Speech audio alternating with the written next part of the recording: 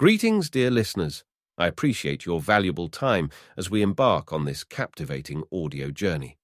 Today, we delve into the enthralling world of How to Live as an Academy Extra Villain, where we continue our adventure in the second chapter. In our previous installment, we were introduced to Patricia Austin, a student council member with striking silver hair who sternly delivered disciplinary consequences to those who dared break the sacred rules of the academy. Among those facing her judgment were Eugene, Scott, Philip, and our very own protagonist, Edwin Reed. As Edwin stood before Patricia, his world shifted in a most extraordinary way. He discovered that he had transmigrated into the role of a villain within the confines of this captivating narrative. The original Edwin was notorious for his violent tendencies and his propensity to harm his fellow students. Patricia meticulously listed Edwin's numerous rule violations and, with a firm yet measured voice, decreed a 60-day suspension and a demotion to a lower class as his punishment.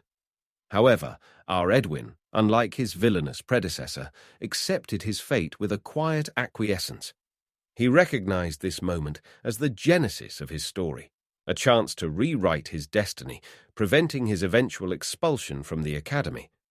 With determination burning in his heart, the chapter drew to a close, leaving Edwin resolute in his quest to alter the course of his villainous journey.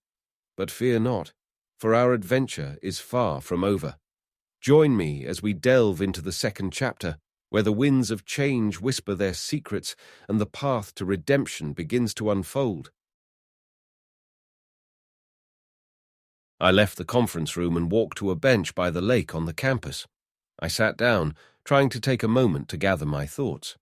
I had a rough idea of the situation, but there were still many things to sort out. As the current me, Edwin Reed, I needed to organize my surroundings and establish at least a rough plan for my future actions, even if I had to work out the details later. But how did I end up getting caught in something so absurd like this? In my past life, I was hit by a car on my way back from a walk and died on the spot, ending my life there, just like the old cliché I've seen so many times. Well, it was not exactly a fond memory, but I don't have any regrets either. In a previous life, I was a young man in his 20s who had been diagnosed with a terminal illness at a young age, and my quality of life had deteriorated to the point where I could barely go for a walk at the end. Perhaps that's why I couldn't avoid the car. Anyway, the past is already gone. And what's important is what I need to do in this place from now on. My future seemed like a ship adrift in the pitch-black night sea, with no visible direction or destination. Amidst this bleak existence, a small ray of comfort came from various forms of media content. As my illness worsened in my previous life, I had to limit my outdoor activities. Instead, I found reading web novels to be an easy and enjoyable hobby. And judging by my past life memories and the names of the people I just met, it's definitely the world of that web novel I last read. The title was Surely. I became a Munchkin Knight of the Academy. It had some entertainment value for me, so I read it a few times. The content was still somewhat stored in my memory. However, it wasn't a very popular novel. It was one of those generic fantasy academy stories with a weird mix of modern and medieval worlds, an oddly supernatural academy, and elements like monsters, magic, and different races. If I had to pick out a unique feature, it would probably be that the story progresses in a traditional way, without any reincarnation or transmigration. The protagonist, Eugene, was a handsome young man with blonde hair and blue eyes. He was born into a commoner family and enrolled in the academy, where he meets several heroines and gets involved in various affairs. And through these events, he gradually awakens his abilities, and later is selected as a hero and gradually defeats the evil forces, which was the rough outline of this novel. However, despite the seemingly ordinary plot, there were many who disliked the novel. Even though it had high view counts, its recommendation ratio was relatively low compared to the views, so much so that when I sorted by recommendations, I always had to go a few pages back to find it. Critics often pointed out reasons such as related to the protagonist's dualistic personality of good and evil, the blatant harem management attribute, and the fact that the plot became progressively less smooth. Despite its ups and downs, I, who had already caught up to the most recent episodes, continued to avidly consume every chapter. I even participated as a beta tester when the game adaptation of the novel was announced, playing for a long period. It was an open-world game that allowed free exploration of the entire continent, with well-implemented interactions between the protagonist, supporting characters, and their stories. Furthermore, there were hidden items in the game that were not present in the original novel, and many in-game elements received favorable feedback from players. However, because the game was developed while the original novel was still in progress, there were numerous inconsistencies in the setting, and bugs kept popping up, resulting in constant dissonance. Eventually, my interest waned, and when the beta testing period ended, I deleted the game and returned to being a loner, continuing to explore the storylines of various novels. And that was when I was hit by a car. As I finished organizing the memories of my past life to some extent, I became more capable of perceiving the current situation with a cooler mindset. I stood up from the bench and approached the shore of the lake, checking out my reflection in the water. I, Edwin, had jet black hair, dark grey eyes, and somewhat dark skin. My appearance could be described as that of a typical southerner, and while I couldn't be sure, my height seemed quite tall compared to other people. However, the problem wasn't my face, it was elsewhere. How much do I weigh? Before my memories had resurfaced, what kind of life was I living in this body? There wasn't a single part of my body that wasn't covered in layers of fat. With my tall stature and ample flesh, if I just draped a tattered piece of cloth over me, I could probably pass for a troll, if only for the sake of exaggeration. In my previous life, I was either underweight or of just the right weight. But I had never been overweight, let alone obese. The sound of my greasy voice echoing from my thick vocal cords and the feel of the folds of flesh between my armpits and groin were too much for me and gave me an intense and unpleasant shock. I vowed that no matter what I did, losing weight would always be my top priority. Imagining spending the rest of my life buried under this mound of flesh was horrifying, but based on the look of my facial features, I might not look too bad if I managed to shed some pounds. Even if it wasn't the body I preferred, if I had the determination, I could lose weight at any time. Right now, what I needed to address wasn't my weight, but something else. Edwin Reed. That was the name of my current self. And this guy, me, I was an extra villain who appeared in the early part of I Became a Munchkin Knight of the Academy. In the original work, I served as a device to provide the protagonist, Eugenie, with an opportunity to get closer to the heroines. Eugene was accepted into the academy on a recommendation, which meant he didn't have the time to prepare for the entrance exam separately. He did his best, but due to various circumstances, he ended up in the lowest class, Class F.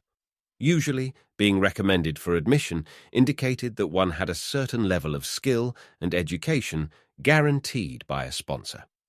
However, being assigned to the lowest class, Eugene received ridicule and scorn from his peers. He was even bullied by various aristocratic students. While Eugene didn't mind being bullied himself, one day he witnessed that his friend, with whom he had become close with in class, was tied up and bullied. And he was being bullied by, needless to say, me. Edwin Reed grew up without receiving proper upbringing due to losing his mother at a young age. As the precious eldest son who would eventually inherit the family, he spent his childhood years being treated with excessive pampering. However, due to not receiving proper guidance during his formative years, Edwin ended up with a myriad of flaws in his personality. Upon enrolling in the academy, the socially inept Edwin joined forces with two other aristocratic students who have a similar mindset to his own. These like-minded students, along with Edwin, engaged in bullying commoner students who bothered them. It was during one such incident that the current situation occurred. Anyway, Eugene, unable to contain his anger any longer, confronts them, and the fight escalates into a full-blown brawl. Unfortunately, just as the fight escalated, the Academy's security arrived at the scene, and both sides were apprehended. During the preliminary hearing before the disciplinary committee, Eugene is confronted by Patricia Austin, a sophomore and student council leader. Patricia took note of Eugene's character and skills during this encounter and actively advocated for Eugene's legitimate self-defense. Her efforts paid off, and Eugene received only the lowest level of discipline. 72 hours of community service. Patricia's subsequent interactions with Eugene over the course of several incidents eventually lead to her becoming the heroine who gives her heart to Eugene as the story progressed in the original work. But now, I've become that device. It was not a good feeling to realize that I'm destined to be used as a device for someone else's love, but wasn't a major concern either. After all, it was someone else's business now, and more importantly, there was one pressing issue I needed to address right now. While I was lost in thought, gazing at the lake, someone came up behind me and said, "Oh, there you are, Edwin." Who could be talking to me now, in this situation? Moreover, a girl. To call me by name would mean we were close enough. But as I searched my memory, I could think of only one other person who could do that. Suddenly, an ominous feeling washed over me. I turned slowly to face the person who had spoken, and as I confirmed her identity, I couldn't help but sigh inwardly. Ha! Before me stood a female student. Her long chestnut hair, reaching down to her waist, shimmered in the sunlight, and her well-proportioned facial features on her oval-shaped face elicited involuntary admiration from anyone who looked at her. And this beautiful girl was staring at me with a cold expression. "I came looking for you because I had something to talk to you about," she said. "I couldn't have imagined you'd be idling away your time in a place like this, and I knew exactly who this girl was. Since there's still plenty of time until curfew, I'm sure you can spare a few minutes to talk to me. I have something to say to you." Iris. The girl's name was Iris Robinette, my fiancée, and the very thing I needed to address first and foremost right now. Not to mention, she was a key heroine in the original work.